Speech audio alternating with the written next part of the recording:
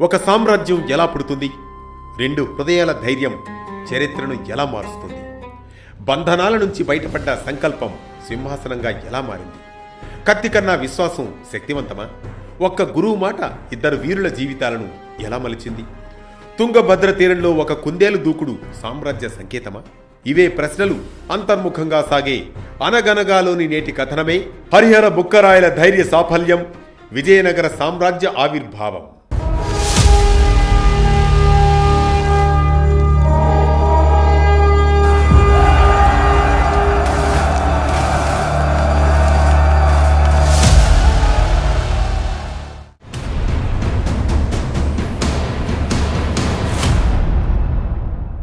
అనగనగా దక్షిణ భారతదేశం రాజకీయ అశాంతితో తల్లడిల్లుతున్న కాలమని. కాకతీయ సామ్రాజ్యం పతనమైంది. ఢిల్లీ సుల్తానుల దండయాత్రలు ధర్మాన్ని, దేవాలయాలను, ప్రజల ఆత్మవిశ్వాసాన్ని భారీగా దెబ్బతీస్తున్న రోజులవి. ఆ చీకటి కాలంలో కర్ణాటకలోని మంగళనిలయ నివాసి సంగముని కుమారులు హరిహరరాయలు, బుక్కరాయలు 1336లో విజయనగర సామ్రాజ్యాన్ని స్థాపించారు. వారు మొదట కాకతీయ రాజ్యానికి సైనికాధికారులు. కాకతీయుల పతనంతో వారు ఢిల్లీ సుల్తానుల చెరలో పడ్డారు. అది కాకతీయ రెండో ప్రతాపరుద్రుడి పాలనా కాలం. దక్షిణ భారతానికి ధర్మమై కవచంగా ఉన్న రోజులు. ఆ రాజసభలోనే సేవ చేశారు సంగమ వంశానికి చెందిన ఇద్దరు అన్నదమ్ములు హరిహరరాయలు, బుక్కరాయలు.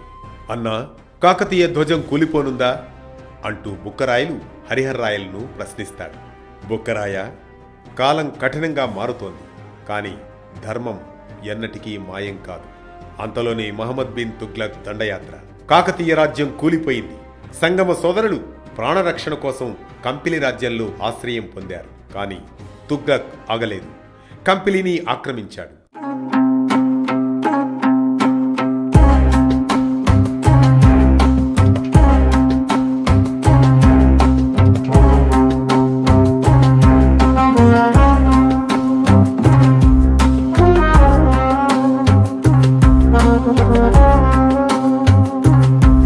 సంగమ సోదరుల్ని బంధిస్తాడు, ఢిల్లీకి తీసుకెళతాడు. ఆ సమయంలో బుక్కరాయలు ఆవేదనతో తన అన్నతో ఇలా సంభాషిస్తాడు. అన్న, ఏది మన ధర్మం? బుక్కరాయ, ఇది శరీర బంధనం మాత్రమే. గుర్తుంచుకో, ఇది ఆత్మబంధనం కానే కాదు అని సమాధానమిస్తాడు హరిహరరాయలు. కానీ కాలం మళ్లీ మలుపు తిరిగింది. ముసునూరి పాలకుల చేతిలో సంగమ సోదరులు ఓడిపోయారు. ఓటమి ఎదురైనా కాలం మనల్ని పరీక్షిస్తోంది. ధర్మం కోసం ఓర్పే మొదటి ఆయుధం అని గ్రహిస్తారు హరిహరరాయలు, బుక్కరాయలు. ఆ సమయంలో మహాతపస్వి విద్యారణ్య స్వామి వారికి మార్గదర్శకుడయ్యాడు. వారి జీవితాన్ని మలుపు తిప్పారు. ఆ సమయంలో విద్యారణ్య స్వామి హరిహరరాయలు, బుక్కరాయలతో, ఇదిగో హరిహరరాయ, బుక్కరాయ, మీరు బందీలు ఎన్నటికీ కాదు, భవిష్యత్ సామ్రాజ్యానికి బీజాలు. దక్షిణ భారతదేశం మీకోసం ఎదురు చూస్తోంది. ఆ మాటలు వారి రక్తంలో అగ్నిని పోశాయి. చెర నుంచి తప్పించుకుని తుంగభద్ర నదీ తీరానికి వచ్చారు. అక్కడ ఒక అద్భుత సంకేతం. వేటలో ఉన్న కుందేలు వెనుకాడకుండా వేట కుక్కలపైనే దూకింది. ఆ దృశ్యాన్ని ఇరువురూ చూస్తారు. బుక్కరాయలు ఆశ్చర్యపోతారు. ఈ నేల బలీయమైనదే అన్నా. అవును తమ్ముడు, ఇక్కడే ధర్మం మళ్లీ పునరుద్ధరించాలి, మన రూపంలో. అన్నా, చెరలో మన శరీరాలు ఉన్నా మన ఆత్మ ఇంకా బతికే ఉంది. తమ్ముడు, ఈ బంధనమే మన జీవితానికి మలుపు. ఇక్కడే మనకు సంకల్పం పుడుతోంది. అన్నా, కత్తి ఎత్తాలా? కత్తి కాదు బుక్కరాయ, ధైర్యమే ముందు. యుద్ధ మృదంగాలు మోగాయి. తుంగభద్రా తీరంలో ఆకాశం బరువెక్కింది. ఖడ్గాల మెరుపులు సూర్యకాంతినే చీల్చాయి. గుర్రాల కాళ్ల మోతకు భూమి కంపించింది. హరిహరుడి కంఠస్వరంలో గర్జన, ధర్మానికి వెనుకడుగు లేదు అనేది. బుక్కరాయల ఖడ్గం అగ్నిలా మెరిసింది. శత్రుసేన వరదలా దూసుకొచ్చి అన్నదమ్ముల ధైర్యానికి తాగి చెదరిపోయింది. రక్తం నేలను తడిపింది. రణక్షేత్రం రుద్రాంశం ధరించింది. చివరకు శత్రువు మోకరిల్లాడు. విజయం విజయనగరానికి తొలిశ్వాస అయింది. హరిహరరాయలు, బుక్కరాయలు ఢిల్లీ సుల్తానుల దక్షిణ ప్రతినిధులతో, ధర్మానికి విరోధంగా ఉన్న శక్తులతో యుద్ధం చేశారు. వారు చేసిన యుద్ధం భూభాగం కోసం కాదు, సంస్కృతి, ధర్మం, దక్షిణ భారత స్వరూపం కోసం.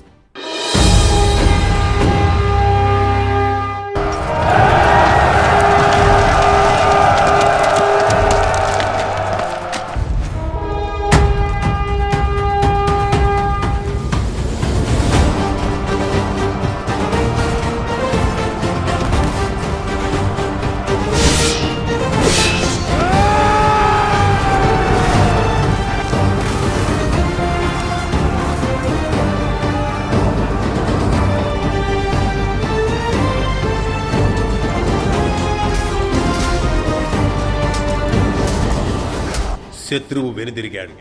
ఇది విజయం కాదు, సామ్రాజ్య ఆరంభం. అలా 2 హృదయాల ధైర్యం విజయనగరాన్ని జన్మింపజేసింది. అది సామాన్య శక సంవత్సరం 1336లో విజయనగర సామ్రాజ్యం అలా స్థాపించబడింది. హరిహర రాయలు మొదటి చక్రవర్తి, బుక్కరాయలు అతడి కుడి భుజం. వారు కేవలం రాజులు కాదు, దేవాలయాల రక్షకులు, సంస్కృతి కవచాలు. వారి కత్తులు భూభాగాల కోసం కాదు, ధర్మ రక్షణ కోసం. శత్రువుల దాడులు జరిగాయి, కానీ విజయనగరం నిలిచింది. కళలు వికసించాయి, భక్తి ప్రవహించింది, సమాజం తిరిగి ఊపిరి పీల్చుకుంది. అలా 2 అన్నదమ్ముల సంకల్పం దక్షిణ భారతానికి కొత్త యుగాన్ని ప్రసాదించింది. ఇది హరిహర బుక్కరాయల ధైర్య సాఫల్యం, విజయనగర సామ్రాజ్య ఆవిర్భావం. ఈ కథనం మనకిచ్చే సామాజిక సందేశం ఒక్కటే: విజయనగర సామ్రాజ్య ఆవిర్భావం ఒక రాజ్య స్థాపన మాత్రమే కాదని, అది పరాజయాల మధ్య పుట్టిన ఆశ అని, బంధనాల్లో ఉన్న ధర్మాన్ని వదలని సంకల్పానికి లభించిన ఫలితమని. సమాజం చీకటిలో ఉన్నప్పుడు ఒక్కరి ధైర్యం కాదు, ఐక్యతే మార్పు తెస్తుందని. సంస్కృతి, దేవాలయాలు, విలువలు కాపాడుకోవాలంటే శక్తి కన్నా సిద్ధాంతం బలంగా ఉండాలని. ధర్మం నిలిస్తే సమాజం నిలుస్తుందని. రాజ్యాలు కూలిపోతాయి, కానీ ధర్మం కోసం పుట్టిన సంకల్పం సామ్రాజ్యాలకే జన్మనిస్తుందని. ప్రతినిత్యం ఓ పురాణ కథనం, సూటిగా, స్ఫూర్తిమంతంగా, సామాజిక సందేశంగా. ధర్మం చెప్పే కథల సవడి, జ్ఞానం చెలరేగే కథన ఒరవడి. అనగనగా అంటూ మళ్లీ రేపు పలకరిస్తుంది ఆరుబయట వెన్నెల్లో జోకొట్టే కథల్లా వేటు న్యూస్.